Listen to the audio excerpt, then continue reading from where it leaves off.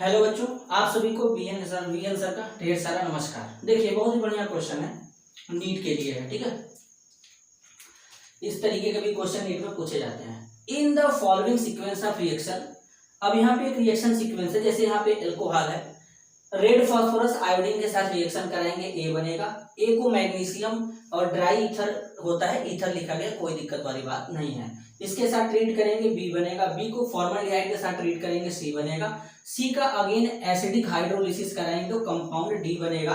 तो यहाँ पे चार ऑप्शन दिया गया है, n butyl compound, n propyl alcohol, propanal, butanal, इनमें से कौन सा बनेगा प्रोडक्ट। तो सबसे पहले इस रिएक्शन को अप्रोच करेंगे, तो इसको चलिए सोल्यूशन देखते हैं। सोल्यूशन देखते हैं। हालांकि अगर हम सोल्यूशन की बात करें, यहाँ बेटा ध्यान से समझना, अगर हम इस रिएक्शन के की कॉन्सेप्ट की बात करें, यहाँ पे की कॉन्सेप्ट क्या लगेगा। तो अगर हम की कॉन्सेप्ट की बात करेंगे तो हमको यहाँ पर एल्कोहल है, एल्कोहल से हेलोएल्केन बनेगा। चाहोगे तो प्रिपरेशन ऑफ हेलोएल्केन लगा लो, चाहे तो रिएक्शन ऑफ हेलोएल्केन लगा लो। की कॉन्सेप्ट दोनों में से कोई भी लगा सकते हो। तो हम यहाँ पे रिएक्शन ऑफ एल्कोहल, ये हम यहाँ पे हेडिंग लगा रहे हैं, की कॉन्सेप्ट। अब यहाँ पे एल्कोहल का रिएक्शन होगा, कैसे जरा समझना। यहाँ पर है CH3 CH2OH। इसको जब फास्फोरस और आयोडीन के साथ ट्रीट करेंगे तो यहाँ पर दरअसल होता क्या है कि यहाँ पे कार्बन ऑक्सीजन बॉन्ड टूटता है, आयोडीन यहाँ पे जुड़ेगा तो CH3 CH2 यहाँ पे I लग जाएगा। अब जब इसको मैग्नीशियम और ड्राई ईथर के साथ ट्रीट करेंगे तो इनके बीच में मैग्नीशियम आ जाएगा, तो CH3 CH2 MgI बनेगा, जिसे ग्रिगनार्ड रिएजेंट कहते हैं। ये A है और ये B है। अब इस B का क्या करना है, फॉर्मल्डिहाइड पे रिएक्शन कराना है बेटा।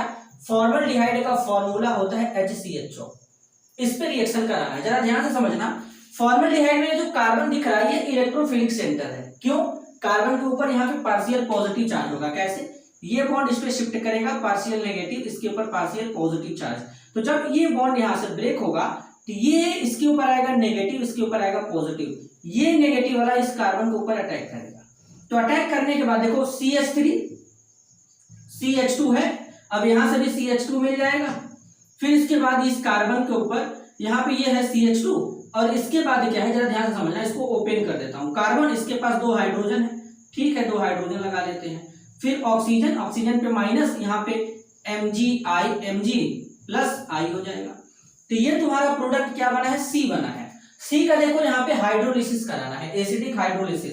तो जब तुम इसका हाइड्रोलिसिस कराओगे तो यहाँ पे क्या हो जाएगा, H और OH बॉन्ड को तोड़ो, तो यहाँ से बाई प्रोडक्ट क्या निकलेगा, MgOHI, और फाइनल प्रोडक्ट क्या बनेगा, CH3 CH2, और इसके बाद फिर यहाँ पे CH2 और OH। इसको जरा देखो, तीन कार्बन है, एल्कोहल है, तो इसको क्या कहेंगे, प्रोपेनॉल। क्या कहेंगे, प्रोपेनॉल बोलेंगे। तो यहाँ पर फाइनल आंसर क्या है। अच्छा देखो, सबसे बढ़िया बात है कि प्रोपेनॉल को प्रोपाइल एल्कोहल भी कहते हैं, इसको प्रोपाइल एल्कोहल भी कहेंगे। तो यहाँ पर ब्यूटाइल नहीं होगा, एन प्रोपाइल एल्कोहल होगा। तो फाइनल आंसर यहाँ पे बी होगा। जो यहाँ पे डी प्रोडक्ट होगा, उस डी प्रोडक्ट का नाम होगा एन प्रोपाइल एल्कोहल। जैसे C2H5 को इथाइल एल्कोहल, CH3 को मिथाइल एल्कोहल, उसी तरीके से इसको प्रोपाइल एल्कोहल या एन प्रोपाइल एल्कोहल कहेंगे। एन एक नॉर्मल कार्बन का चेन होता है, उसके लिए लगाते हैं। तो इस तरीके से प्रॉपर इसका ये एक्सप्लेनेशन होगा। मेरे हिसाब से ये एक्सप्लेनेशन की कॉन्सेप्ट तुम लोगों को बहुत ही अच्छे से समझ में आया होगा। तो अगर समझ में आया तो वीडियो को लाइक करिए, ज्यादा से ज्यादा लोगों तक शेयर करिए। मिलते हैं अगले वीडियो में, तब तक के लिए धन्यवाद, नमस्कार।